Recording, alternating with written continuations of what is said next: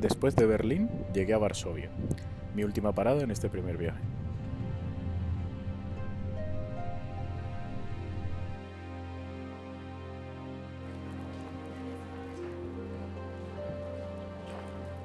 Aquí pude entrevistarme con Agnieszka, presidenta del Foro Polaco para las Migraciones. Con ella pude hablar de la situación local de los solicitantes de asilo, así como de lo vivido con Bielorrusia en su frontera.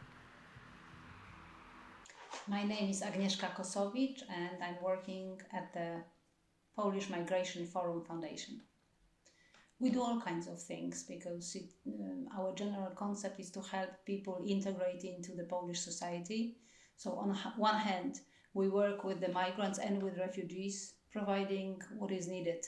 So we have lawyers, integration advisors, business advisor, job counselor, and a team of psychologists. So, and what we do is offer free individual and group information and advice on various aspects of life in Poland. And on the other hand, we work with the Polish people to teach them about who are the migrants, what do they need, what are the cultural differences between people, and how to communicate beyond these communities. We do some specialized services too. So, for example, we have a whole program for mothers and for expecting mothers, helping them to prepare for the delivery of a baby and then coping with the baby when it's newborn. So we have also support groups for young mothers that are migrants and refugees. And we have been developing a program for migrants and refugees who have serious illnesses or disabilities. Polish government is obliged, there is an arrangement that Polish government adds 10% of the funding that is available to NGOs in Poland from the EU funding. So this is the only form of funding that we receive from the government. There are at the moment no governmental grants to NGOs working on the asylum field, as far as I know. But we do receive some support from the city funds or local administration funds. It's hard to say what the government does with the migrants because when you ask about the people who they catch, I understand that this is what you mean at the border. What happens at the border, and we have a bizarre situation right now in Poland, where the government has evacuated about 1,000 persons directly from Kabul, and these people were shipped to Poland at the beginning of September or late August. And placed in reception centers for asylum seekers. At the same time, we have been experiencing a kind of mini crisis on the border where Poland started a procedure of pushbacks, alike to what happens in Greece, for example. That persons who were actually intercepted at the border, instead of being invited to the border guards premises to analyze who they are, they were sent back to the forest. The border between Belarus and Poland is kind of a wild area with swamps and dense forests and wild animals. So the practice was that persons that were catched there were just sent back to the woods and to the swamps. I wouldn't even call them camps because they are stable, brick buildings, and they are more centers. And yes, we have had a network of such centers. There are now 9 such centers. And they have been operating for many years, and this is where normally a person who would seek asylum would be sent. It is not obligatory to stay there. You can apply for kind of an option of living independently, and some people choose it. Until now, it was more or less half-half. So half of the people would decide to live independently if they had the resources, and the other half would decide to stay in the center because it was a place where they had roof over their heads and meals and basic healthcare provided. Nowadays, as I mentioned, all the evacuated populations were sent also to these centers, which means that they are rather crowded, and there is an issue with lack of communication with those Afghani asylum seekers, because until now we just simply didn't have any populations of Afghani origin. So the staff did not speak English, and we were not prepared to do any, in fact, even basic communication with this group, which is a challenge. I mean, on everyday basis, you can come in and out as you please, as long as you're back before 10 p.m. So you are expected to be in the center overnight. But if you just decide to go for good, it is linked to the asylum procedure, your stay there. So you cannot just leave without saying anything. If you want to leave independently, you can apply for kind of permit to do so. And if approved, you are also, if this form is approved, then you also are entitled to financial benefits to support your living costs during the procedure. And the right to stay in this center or the right to this financial support during the procedure finishes with the moment when you get your decision. So once you get your decision, you're supposed to leave the centers and just live your life. I have seen some centers in other countries, and as far as I know, as I have seen, they are reasonable, and it's often they are above the average of the European Union. So if you think about things like, I don't know, square meters per person, or if they are clean, or if they have kitchens or bathrooms, all of this is provided. Food is provided, and minimal medical care also is provided. What I'm critical about is staff, simply, and location. Or maybe also cooperation with other actors, because first thing is their staff. Very often, in a place that is housing 200 people, 150 people, you have one administrative worker or two administrative workers, and in fact no social workers. So in result, the people that live there have very limited ability to ask whatever they need to ask. And there are sometimes tragic incidents, like we had few weeks ago in Poland a case where two kids got food poisoning eating mushrooms that are poisonous. So we had a family who lost two children due to this. And there was a huge debate in Poland that this tragedy was caused by lack of food in the center, but in fact it was caused by lack of communication and inability to orient yourself in a new reality. So this is something that happens. Another thing is location. Many of these centers are located in post-military premises, so they are very frequently deep in the woods, or basically with no easy access to other settlements, and often people in the centers really have no neighbors or no people to talk to, or no shop nearby, and little ability to move around. And third thing is also linked to the current kind of rightist government in the country, because for the last few years, since the elections in 2015, the cooperation between NGO sector and government sector diminished or worsened significantly. So the NGO people or organizations are not anymore seen as a partner or someone who can complement government activity, but rather as an enemy or someone who is doing something against the government. So in result, very often we cannot cooperate as well as we could before. And with these limited resources in the centers, there is plenty of space for NGOs to provide activities, or I don't know, play with kids, or provide information, or organize some kind of vocational trainings. Nowadays, it was really very, very limited. As far as I know, in principle, it is the passive pursuit way in Poland. So usually the persons who fall into illegal status receive a letter from the border guards requesting that they leave the territory. However, we have a network of deportation centers where persons who have entered illegally are placed, and those are closed facilities, so you cannot leave, and you wait in principle for your deportation. The NGO community is quite critical about the whole process, because also families and small kids are placed there, so we think this is inappropriate. The ironic or crazy aspect of the current situation is that, in fact, the NGOs struggle to get people inside these closed facilities, hoping that this will prevent pushbacks. So in a quite big network of organizations, we have been monitoring the eastern border, the border between Poland and Belarus.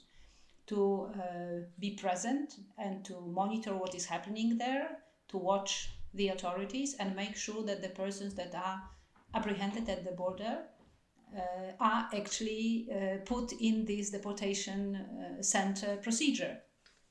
Because from my perspective, this is whether we are critical or not of the conditions in these centers or that the fact that families are housed there, it is in line with our law. And we believe that putting someone in the deportation center with this person actually also has an option of seeking asylum if this person is in need of protection.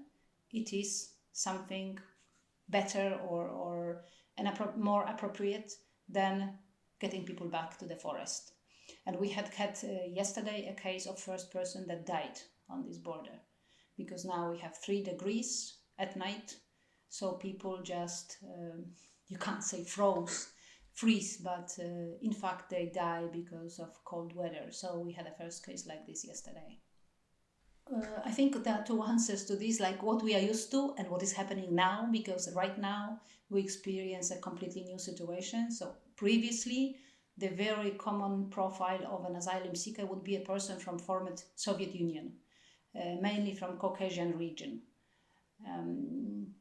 Over the years, Poland has received more than 15,000 asylum seekers from Chechnya, for example, and Chechnya, Dagestan were common places from which we have received asylum seekers. Tajikistan, also Georgia, Armenia at one point.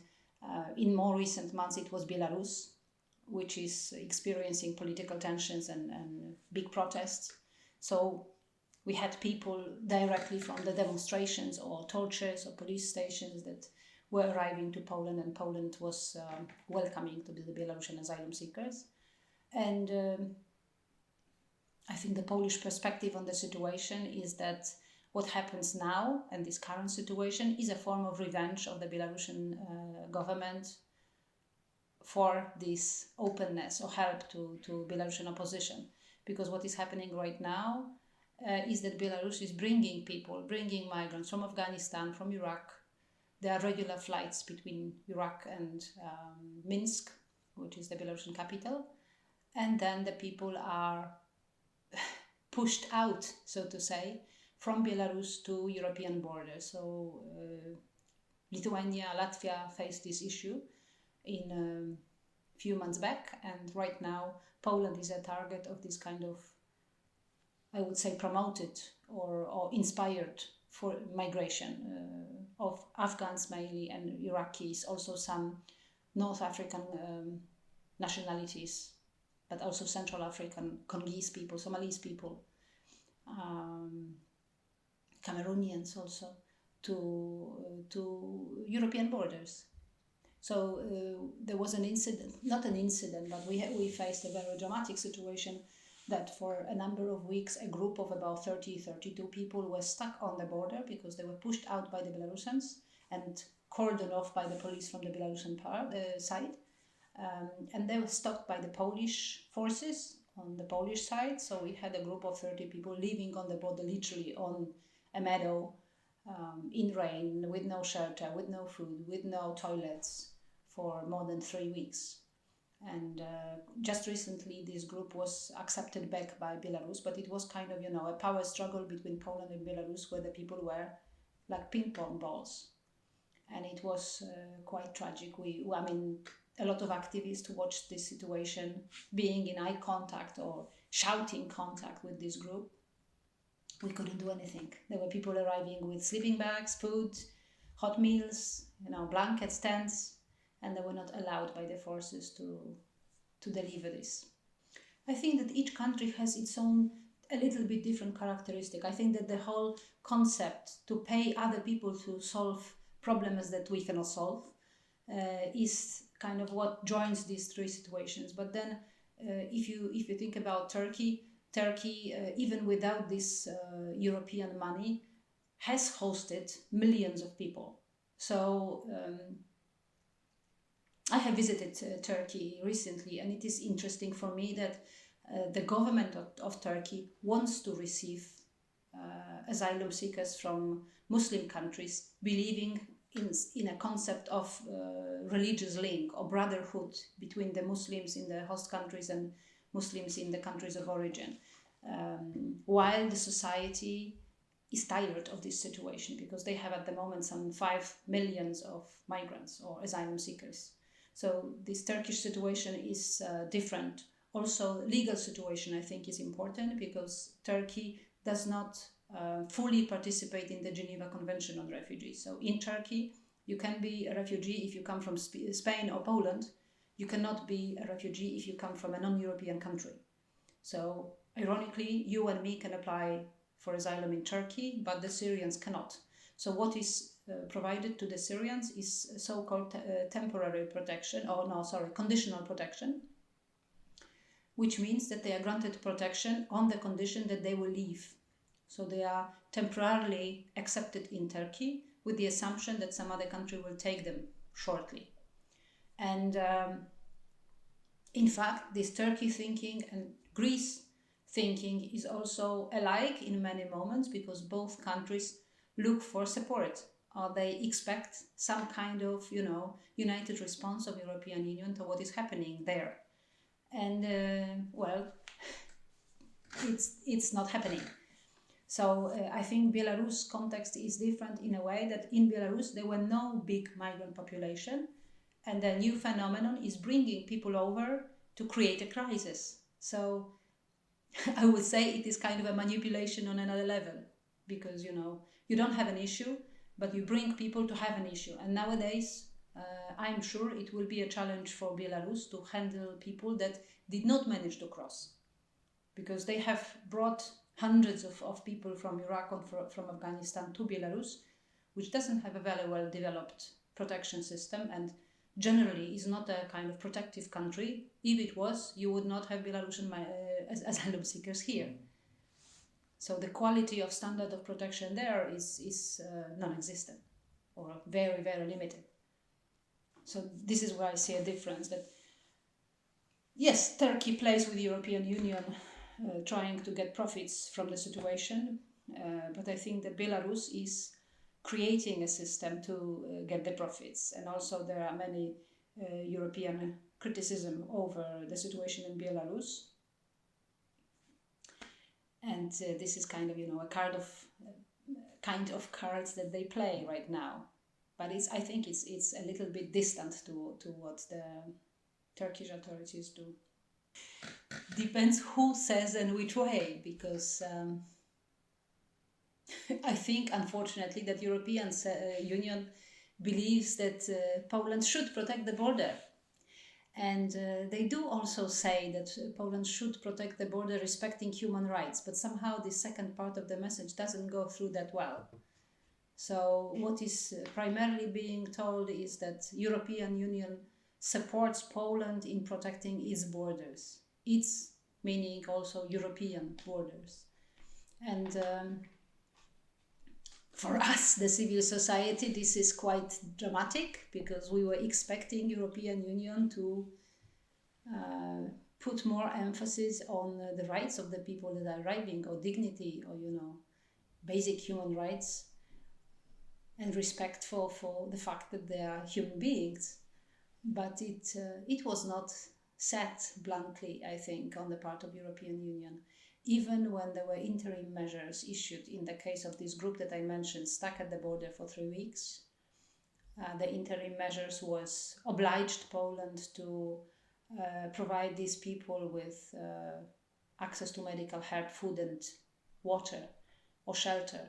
But there were no mentions about access to territory. So we were expecting that this intervention of European Union will help provide these people with safety, and it didn't happen. So the interim measures were issued only on this minimal level, keeping people alive, in fact. This is not what I observe. I think that the European Union is, and I've heard it even bluntly mentioned, that European Union is not ready for another influx. And they are not ready to repeat the scenario of Greece in 2015. So I think that European Union nowadays is much more ready for restrictive measures or for controlling measures rather than human rights approach. So I think they compromise human rights approach right now for the sake of protection of the borders. And this is what is happening, and this is the message that Poland gets. I don't think so. And it's been going on for a while. As I mentioned, the situation in Poland changed in 2050 significantly in the context of migrant protection or refugee protection, when the government has changed. And since then, Poland was regularly not accepting asylum claims on the eastern border. There's one specific border crossing between Belarus and Poland, which receives great majority of asylum seekers due to train connection or logistics. And we have had cases of people that were trying to approach this border several times, 15 times, 20 times, more than 20 times. And the asylum claim was disregarded or not accepted. So people would turn at the border, ask for asylum, and not being admitted numerous times. And this was criticized by the NGO community quite a lot. And there were court cases in Strasbourg that the asylum seekers won against Poland for violating their right to seek asylum. But this has not changed the Polish practice. And this current situation with the Belarusian, I call it mini crisis because it doesn't involve that many people, and I think that this situation is manageable. So over there also what Poland does is illegal, basically. So catching a person at night in the woods, wet and frozen and with no resources, and putting that person back to the forest, to the swamp, is crazy. And likewise, I think it's crazy that the activists attempt to, bring people back to the border guard station in order to make sure that the procedures are launched that should be launched. And I have friends and colleagues who actually accompany asylum seekers or migrants to these stations to make sure that they are in the building, and then they receive calls from the same people in the middle of the night because they were taken from the station back to the forest. And we hear these cases over and over again. I mean, this is happening on a daily basis. Right now, in the first half of the year, the border guards have received some 4,000 people on the border, and this is indeed a big increase compared to a year before when it was, 1,400 or something like this. But it is not millions of people. It's not hundreds of thousands. I mean, we're talking about 50 people a day, 40 people a day, less. And this is scary that, huge Central European country is not able to respond it in a reasonable way, in a humane way. So imagine what would be if we indeed had 100,000 of people a day.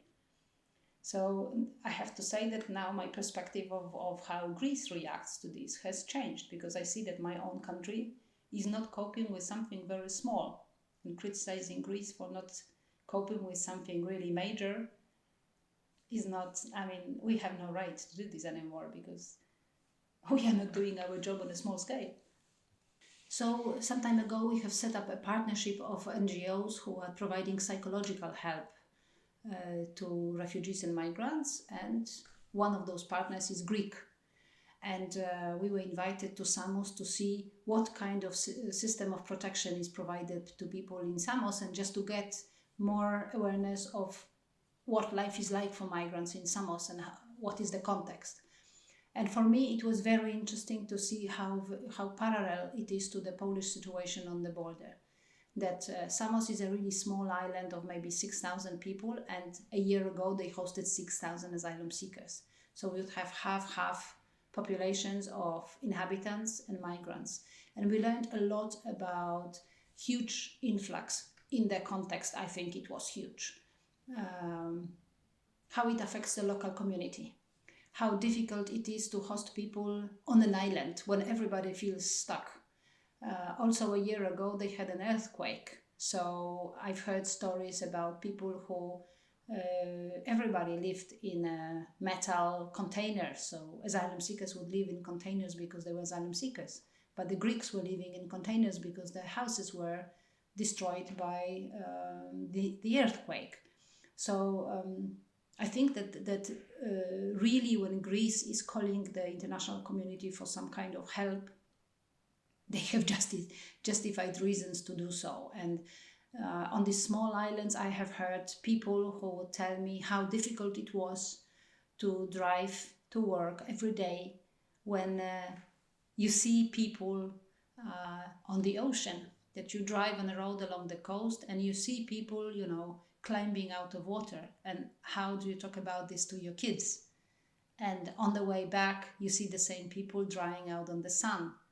And we heard stories about Greek weather, which has a very good international reputation. But in winter, you have snows and you have 0 degrees temperatures. And for the people, it was heartbreaking or very tough to live, in fact, with this awareness that they have migrants sitting outside in the rain and hungry. So there were a lot of pressures on the local community, I think. And also, it is very dramatic that the people, by politics, are really stuck on the islands that have no prospects for them.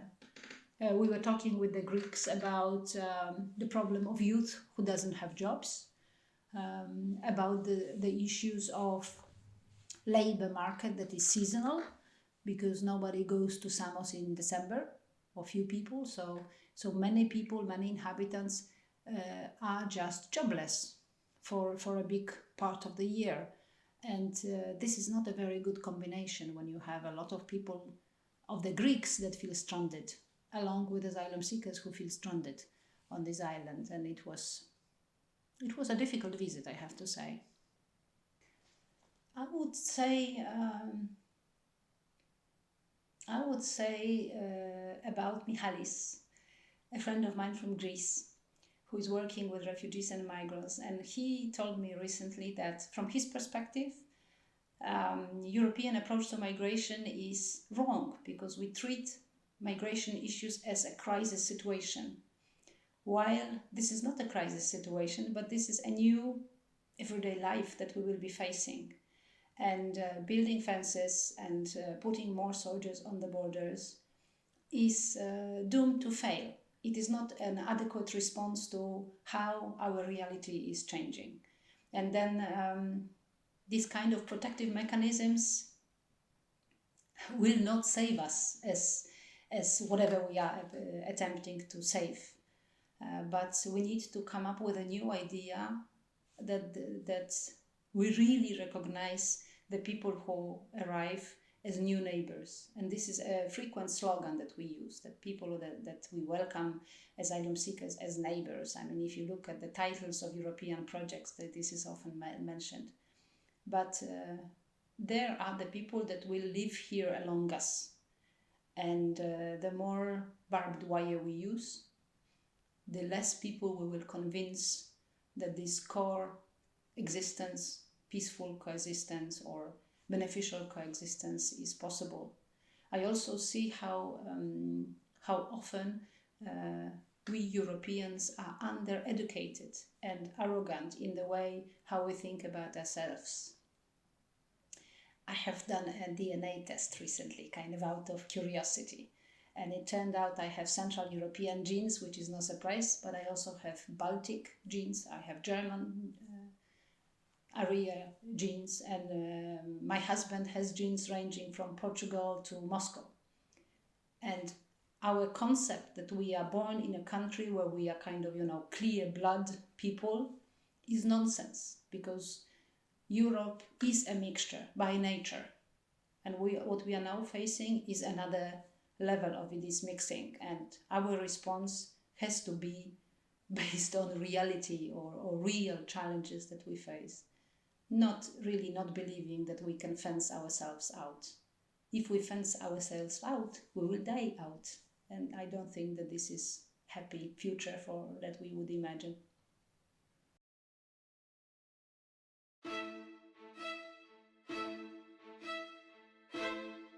Aquí acaba este primer viaje.